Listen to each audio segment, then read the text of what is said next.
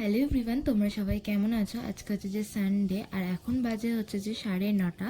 তো সানডেতে আজকে আমি কি করি না করি সেটাই তোমাদের সাথে শেয়ার করব। তো ফার্স্টে মা আর আমি দুজনে খেয়েছিলাম হচ্ছে যে বসে চা।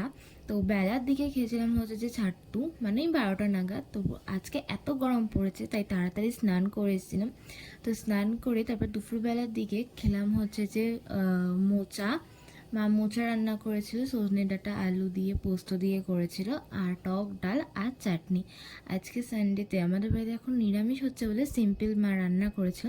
তো খাওয়া দাওয়ার পর একটু ঘুমিয়ে পড়েছিলাম, মানে সানডেতে আমার কোনো কাজ ছিল না বলে আজকে আমি ঘুমিয়েছি। ঘুম থেকে উঠে খেলাম হচ্ছে যে তরমুজ। আর আজকে মা আর আমি রেডি হয়ে একটু বেরিয়েছিলাম, যেহেতু আমাদের একটা নিমন্ত্রণ ছিল। তো সেখানে আজকে হচ্ছিলো এই গুরুদেবের অনুষ্ঠান, সেখানেই গেছিলাম। আর ওখান থেকে আমাদের প্রসাদ দিয়েছে হচ্ছে যে লুচি, ছোলার ডাল আর মিষ্টি।